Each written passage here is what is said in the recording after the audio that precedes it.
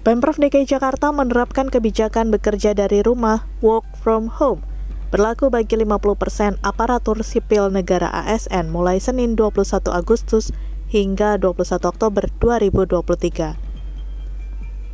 Kebijakan ini tidak berlaku bagi sektor pelayanan publik di Jakarta. Penjabat Gubernur DKI Jakarta, Heru Budi Hartono menyebut, kebijakan work from home atau WFH diterapkan sesuai instruksi Presiden Joko Widodo terkait memburuknya polusi udara di Jakarta akhir-akhir ini. Selain untuk mengurangi polusi udara di Jakarta, kebijakan WFH juga diterapkan untuk mengurangi kemacetan di Jakarta, khususnya saat KTT ASEAN digelar. Pemprov DKI pun mewajibkan pejabat eselon 4 ke atas untuk menggunakan kendaraan listrik. Kebijakan ini lagi-lagi diterapkan terkait dengan memburuknya kualitas udara di Jakarta akhir-akhir ini. Lantas, akan efektifkah kebijakan ini mengurangi polusi udara? Dan bagaimana sebenarnya kualitas udara di Jakarta saat ini? Pemirsa, Pemprov DKI Jakarta ini mulai menerapkan kebijakan 50% bekerja dari rumah atau WFH bagi ASN yang bekerja di Balai Kota Senin ini. Selain untuk mengurangi polusi udara di Jakarta, kebijakan WFH ini juga diterapkan untuk mengurangi kemacetan di Jakarta, khususnya saat KTT ASEAN digelar. Lalu lantas, apakah efektif kebijakan ini untuk mengurangi polusi udara? Dan bagaimana sebenarnya kualitas udara di Jakarta saat ini? Untuk membahasnya saat ini sudah hadir di studio bersama saya, ada Kabid Pengendalian Pencemaran dan Kerusakan, ada Mbak Erni Pelita Fitra Tunisa. Selamat malam, Mbak Erni. Selamat malam. Dan juga sudah bergabung bersama saya melalui via Zoom, ada pengamat kebijakan publik, ada Mas Agus Pambagio. Selamat malam, Mas Agus. Malam. Oke, terima kasih sudah meluangkan waktu bergabung bersama kita di sini ya. Saya ke Mbak Fitri terlebih dahulu ya.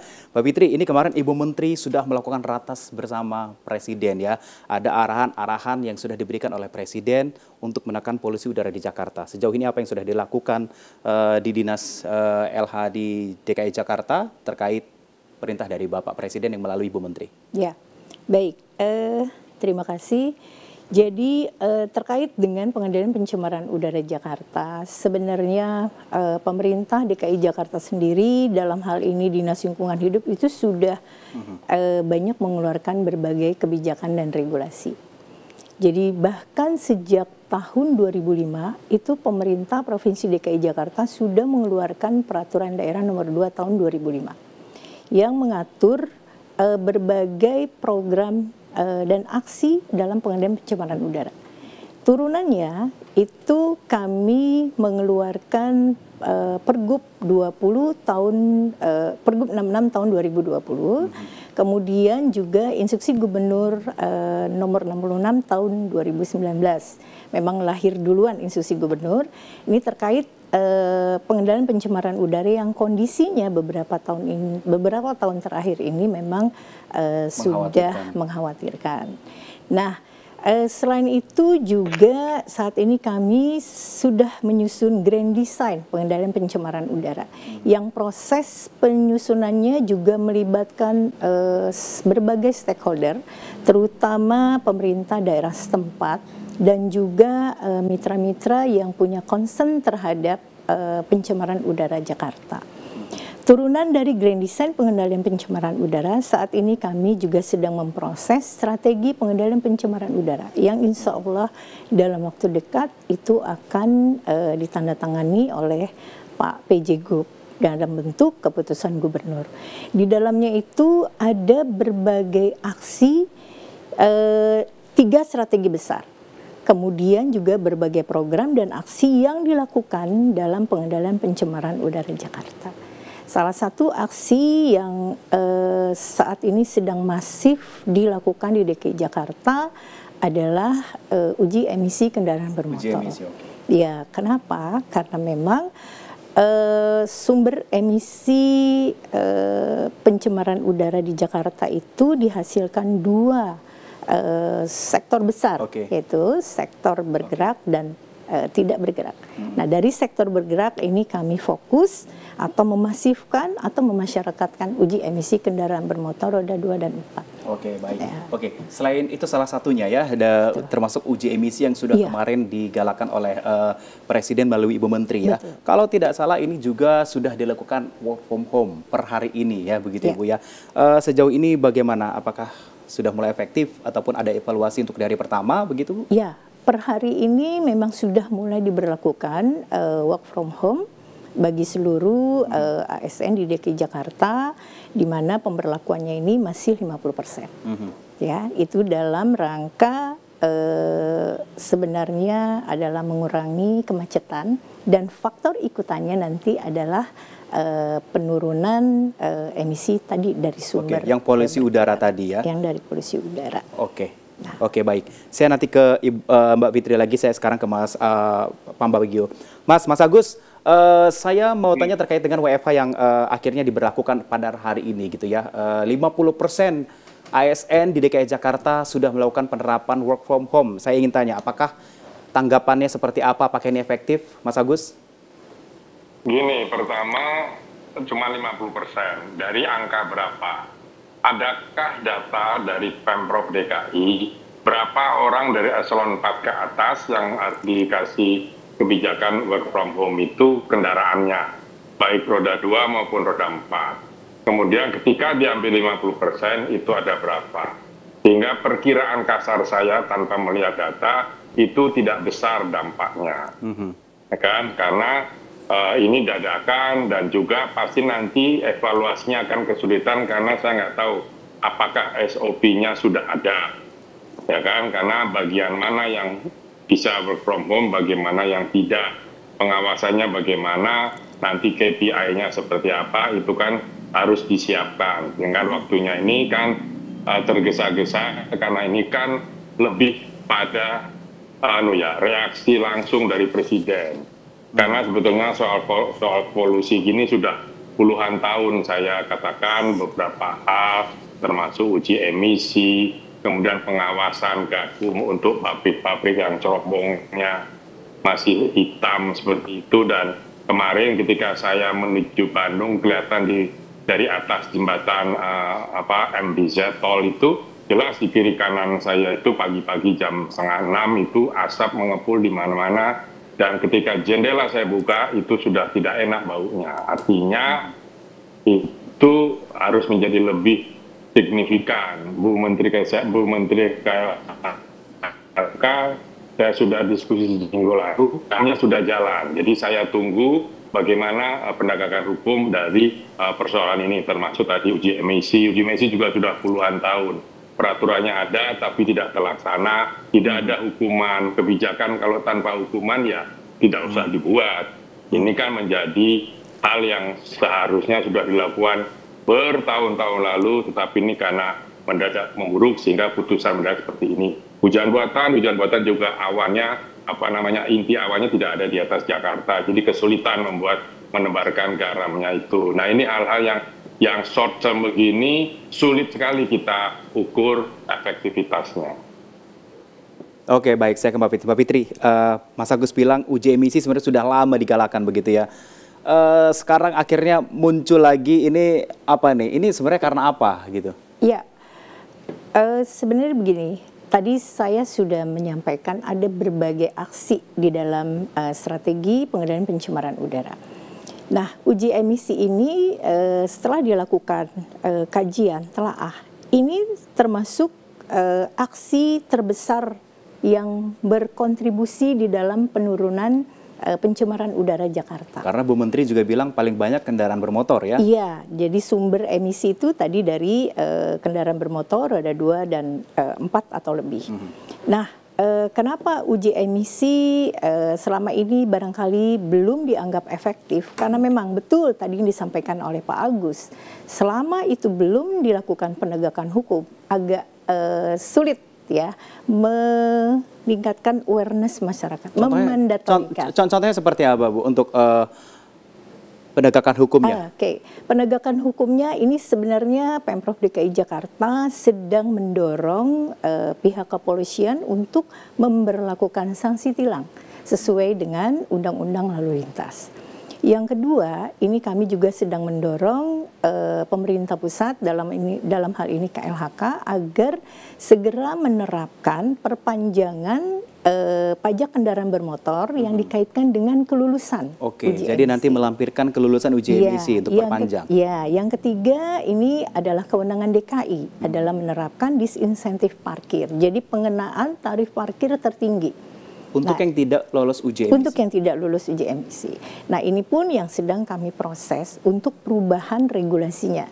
Sudah ada regulasi terkait dengan tarif parkir, tetapi kami ingin menerapkan tarif parkir tertinggi. Dan ini sebenarnya yang sudah mulai berlaku di beberapa lokasi parkir milik Pemprov DKI Jakarta. Salah satunya IRTI. Oke, bagaimana dengan fasilitas untuk tes uji emisi? Apakah nanti pihak dinas akan menyediakan mungkin fasilitas yang lebih banyak, kemudian juga menggratiskan? Kalau fasilitas untuk uji emisi, sebenarnya begini, Dinas Lingkungan Hidup itu saat ini sedang memasyarakatkan. Jadi ada kewajiban bagi Dinas Lingkungan Hidup untuk menyediakan fasilitas sarana prasarana. Nah, saat ini kami sudah menyiapkan fasilitas uji emisi gratis di kantor Dinas Lingkungan Hidup dan juga kantor suku dinas yang ada di 5 wilayah kota administrasi.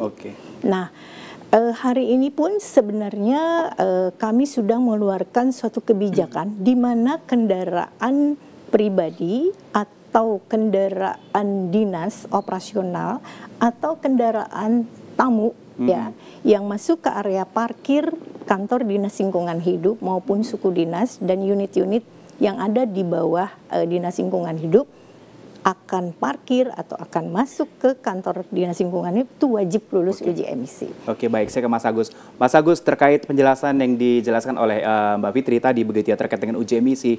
Kalau memang tadi Mas Agus menganggap uji emisi ini juga masih kurang begitu untuk mengurangi polusi di Jakarta, apa yang harusnya dilakukan bagi pemerintah, Mas Agus? Gini, uji emisi itu sudah puluhan tahun lah kita bahas ya. Pakai swasta boleh uji emisi. Saya dulu menyarankan ketika uji emisi belum lolos, STNK tidak bisa diperpanjang. Tetapi itu tidak berjalan. Kemudian lagi kita sibuk ketika ada polusi data. Polusi udara itu sangat berpengaruh dengan arah angin, ya kan, musimnya. Jadi ya sepertinya cuek saja. Tapi semua yang disampaikan Bu Fitri tadi betul. Jadi sekali lagi sebuah peraturan lalu menjadi kebijakan tanpa ada penegakan hukum itu lebih baik nggak usah diterapkan dan bisa dibuat. Karena percuma. Nah soal tilang segala macam itu sudah ada. Kalau masuk kemana ini sudah ada. Pakai bensin pun yang tanpa timbal atau Euro 4. Tetapi kan kemarin itu premium sempat hilang, kemudian atas perintah Presiden bisa ada lagi. Sekarang sudah tidak ada, tapi masih ada solar yang biosolar, yang timbalnya juga masih besar. Jadi ini bagaimana? Karena sekarang di Jakarta kita tidak punya, atau Jabodetabek tidak punya peraturan untuk scrap mobil katakan 10 tahun. Karena mobil sudah tua pasti emisinya buruk, mau diapakan mahal biayanya. Apakah itu akan jadi pertimbangan? Kalau mobil baru saya yakin sampai usia 5 tahun lah kalau dia menggunakan bensin tanpa timbal dan dirawat khusus yang setiap kilometer tertentu oleh bengkel dia diminta untuk servis itu aman. Tetapi kebanyakan terutama angkot dan sebagainya itu tidak akan lolos. Karena ya itu tadi kan itu gas buang mesti diukur dan sebagainya. Jadi kalau serta-merta sekarang lalu kita dapat semua, nggak bisa. Nah kalau kita nanti terapkan penegakan hukum, apakah tidak ada perlawanan dari mereka, itu diantisipasi. Ya, Jadi sekali lagi ini bukan ide baru, tetapi sudah lama, hanya tidak dilaksanakan. Sekarang karena ini dilaksanakan, baik-baik saja. Tapi hati-hati. Oke, Mas Agus, kalau tadi seandainya uji emisi ini juga sudah banyak digalakan dari dulu gitu ya, bagaimana dengan kalau orang yang beralih ke transportasi publik, Mas? Apakah ini akan membantu lebih banyak? Ya. Sangat akan membantu. Persoalannya transportasi publik di DKI Jakarta atau Jabodetabek itu first mile atau orang keluar dari rumah cari angkutan umum dan last mile-nya itu tidak ada, umumnya tidak ada. Kalau daerah rumah saya ada, saya keluar angkutan umum sampai depan, sampai kantor 5 menit jalan bisa. Tetapi kebanyakan sistem transportasi kita tidak terkoneksi. Sehingga orang naik ojek itu mahal. Berangkat naik ojek sampai stasiun atau terminal, pulang dari turun sampai kantor atau sekolah pakai ojek. Itu mahal. Jadi first mile, last mile-nya tidak tersambung, ini menjadi mahal. Dan lagi kan DKI ini angkutan umumnya macam-macam jenisnya. Ada 2 LRT, akan 3, ada MRT, ada Transjakarta, ada Jaklingko. Itu tidak terkoneksi dengan baik, malah berseliweran sejajar. KRL dengan LRT akan sejajar di tempat-tempat tertentu. Nah, tidak teraturnya program transportasi massal kita menyulitkan publik Jakarta untuk naik kendaraan umum sampai hari ini. Belum push-pull di mana parkir di daerah yang sudah ada transportasi umumnya harus mahal, misalnya 50.000 per jam. Baru membuat orang tidak akan bawa kendaraan. Tapi syaratnya transportasinya sudah harus first last mile-nya tersambung. Kalau tidak sulit. Lalu mengendalikan motor. Di mana-mana ketika angkutan umumnya sudah terkoneksi dengan baik, motor tidak lagi lewat di sana. Beranikah Pemprov DKI melakukan hal itu? Oke, berarti setuju dengan ketika beralih ke transformasi publik asalkan integrasinya ini langsung dari depan rumah, Mas Agus ya. Oke, kita balik ke kendaraan tadi Mbak Fitri. Ketika uji emisi sudah dilakukan begitu, bagaimana dengan pembatasan usia kendaraan? Pembatasan usia kendaraan itu saat ini memang sedang dilakukan kajian ya secara menyeluruh oleh Pemprov DKI Jakarta. Tapi untuk uji emisi yang tadi disampaikan Pak Agus ya, penegakan hukum, sanksi tilang dan lain-lain. Nah, ini memang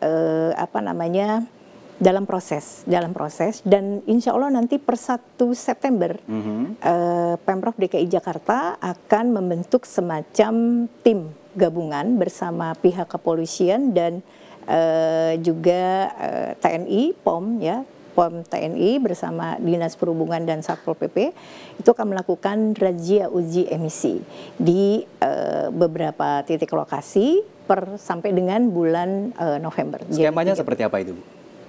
Kenapa? Skemanya seperti apa? Oh, skemanya jadi nanti akan dilakukan semacam pemberhentian kendaraan bermotor roda 2 dan roda 4 secara acak, pribadi dan umum ya, kemudian ya secara acak. Ambil sampel ya? Ambil sampel, nanti akan diketahui kendaraan mana yang sudah lulus uji emisi, mana yang belum lulus uji emisi, kemudian nanti akan diberikan semacam sanksi tilang. Oke, baik. Nanti kita akan lanjutkan lagi perbincangan kita terkait dengan masalah polusi udara ya. Terkait uji emisi sudah dilakukan, ganjil genap juga sudah. Ini apalagi yang harus kita lakukan begitu ya? Kita akan lanjutkan perbincangan kita usai jeda, tetaplah bersama kami di Newsroom.